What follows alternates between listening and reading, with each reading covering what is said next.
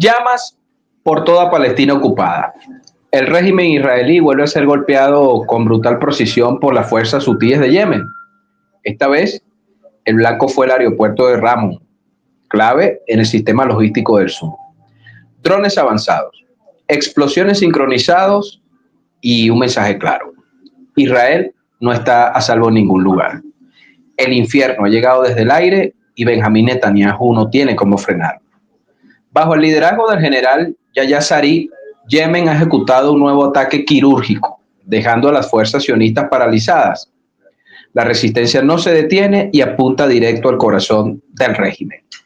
Esto no es solo un ataque más, mis amigos, es una humillación estratégica que expone la fragilidad del aparato militar israelí. El próximo blanco ya está en la mira. Atención, el aeropuerto de Ramón y zonas claves de Tel Aviv han sido atacadas con fuerza brutal. Los hutíes no tuvieron piedad e Israel quedó expuesto sin defensa, sin estrategia y lo peor, sin respuesta.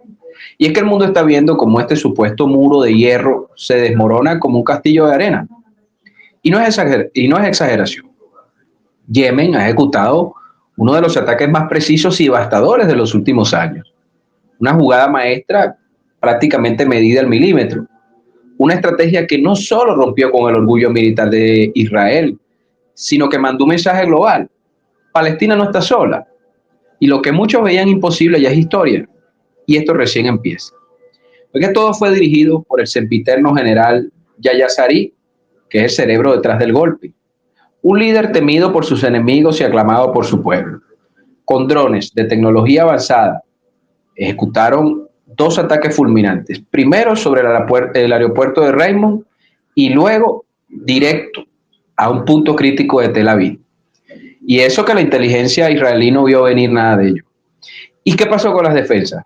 Pues nada, no sirvieron, porque la ubicación del aeropuerto en el sur, que antes era considerada, digamos, segura, hoy es sinónimo de vulnerabilidad total. Y el escudo aéreo de Israel fue atravesado como mantequilla. Y ojo, que esto no es un acto aislado, esto es una ofensiva con todas las letras, porque Yemen lo tenía todo calculado. Y hemos visto en los últimos días, luego de un acuerdo entre Estados Unidos y los hutíes para cesar las operaciones de combate entre ambos, hemos observado, incluso hasta con sorpresa algunos, que Israel no ha estado incluido en esa suerte de cese el fuego. Es más, los mismos hutíes afirmaron que mediante el acuerdo con Estados Unidos se iban a cesar operaciones mediados por Omán. No obstante, no iba a extenderse esa tregua con Israel, que la guerra con Israel iba a ser hasta el final, es decir, hasta que sea totalmente liberada las tierras ocupadas. Pero acá no solo hablamos de explosiones y objetivos militares, hablamos de un símbolo, porque este nuevo ataque ha llevado un mensaje claro y directo. La causa palestina vive. Yemen se ha convertido en un actor clave que no se esconde, no negocia con el ocupante y no pide permiso. Acción directa y sin filtro. Y las palabras del general Yahya Sari tomaron, digamos, un carácter como un relámpago, o sea, un impacto importante. Seguiremos, dijo, hasta que Israel detenga sus ataques y levante el cerco sobre Gaza. Y no es la típica amenaza, mis amigos, vacía, porque los hutíes lo han demostrado con hechos. Ellos no amenazan de manera vacía. Cada ataque es una bofetada a la arrogancia israelí. Y lo están haciendo sin miedo, con precisión, con convicción. E Israel está recibiendo el mensaje, pero con todo y su poder militar no lo puede responder, porque cada ofensiva yemení demuestra que el poder aéreo ya no es exclusivo de Tel Aviv. Yemen ha tomado el cielo por sorpresa y lo ha convertido en un campo de batalla. Y lo que antes eran zonas rojas para cualquier fuerza árabe, hoy son blanco legítimo y alcanzable. Y esto ha dejado al régimen de Netanyahu contra las cuerdas. Ya no lo pueden disimular, fíjense, porque la respuesta de Israel siempre es desordenada, improvisada y, por supuesto, acabando con todo civil que se encuentre en el camino. Y el pánico que siente, y no lo decimos nosotros, lo dicen los hechos y lo dice la opinión pública israelí y sus principales liderazgos. Efectivamente, incluso una llamada a una suerte de rebelión ciudadana hecha por el ex primer ministro de Israel, Ehud Barak, que convocó a todos los conglomerados sociales, a la juventud, a los intelectuales, a toda la comunidad israelí a ponerle un freno, un coto al desenfreno del régimen de Netanyahu, que por cierto tiene por supuesto sus propagandistas, tanto dentro como fuera, pero peor son los de afuera, porque ellos se basan presuntamente en una visión mesiánica donde el pueblo israelí es un pueblo elegido, pero entonces uno encuentra millones de seres humanos fuera de Israel que defienden a Israel cuando no pertenecen al pueblo elegido del presunto Dios que estos señores argumentan para cometer sus crímenes. Entonces uno prácticamente no entiende en qué consiste eso de esas personas que salen por allí defendiendo a Israel y al pueblo elegido. Y si creían que eso era todo, escuchen esto. Porque un avión estadounidense F-18 fue derribado.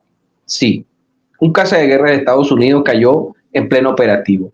Y esto no solo afecta a Israel, es un duro golpe a la moral occidental.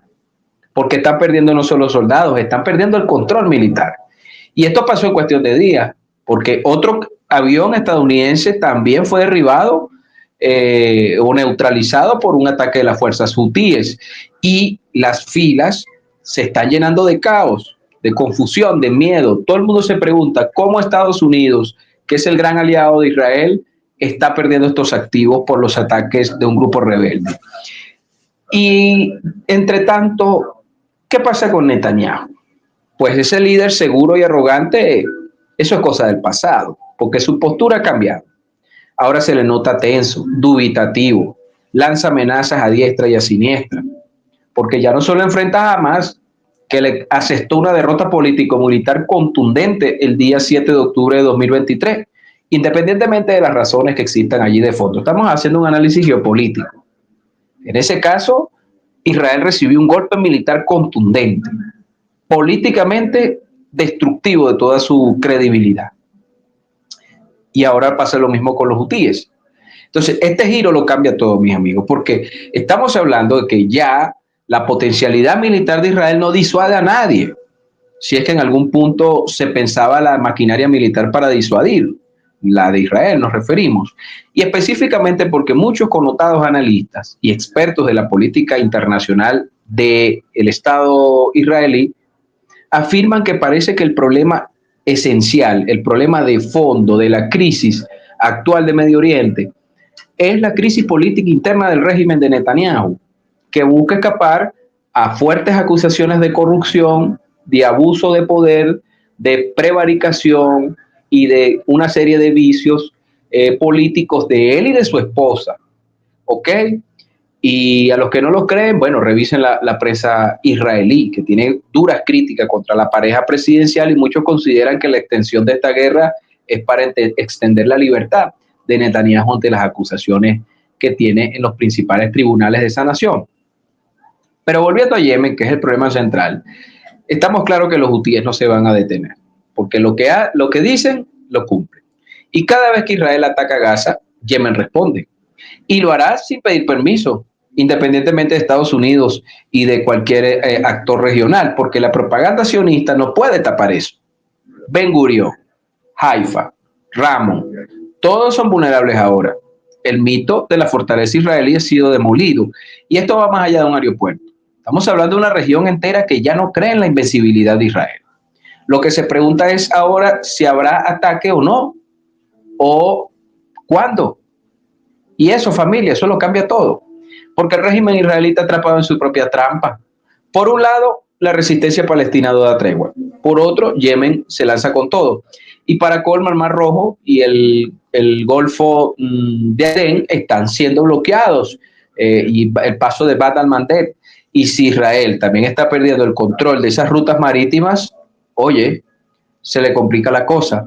Estamos hablando de un problema político, o si ampliamos el radio, geopolítico muy grave, porque es imposible que un régimen que nació por un decreto de las Naciones Unidas, que nació por la llamada Declaración Balfour del canciller británico en el año 1915, y luego en los tratados de Sykes-Picot, donde Inglaterra y Francia se dividieron en el Medio Oriente después de la caída del Imperio Otomano, evidentemente estamos hablando de un Estado que no tiene asidero. Independientemente de las reclamaciones y de la legitimidad de las, digámoslo así, de las reivindicaciones judías que son totalmente correctas y aquí no hablamos en ese aspecto. El pueblo judío tiene todos los derechos que, por ejemplo, en Alemania se le conculcaron y que paradójicamente Occidente durante 500 años, en realidad el catolicismo, el papado, fue el que persiguió a los judíos, no se nos puede olvidar eso. La noche de San Bartolomé, los pogroms, no se nos puede, los guetos en Varsovia y principalmente también en el antiguo imperio de los zares. Entonces no podemos ocultar que el antisemitismo es un problema occidental, no es un problema árabe, porque hay que conocer la geopolítica y la historia. Y en este problema central, Israel, que es una copia muy barata de esa reivindicación, está mostrando lo que es un Estado que a futuro es inviable. Esto fue una producción de Geomatrix. Hablo para ustedes, Frank Gil.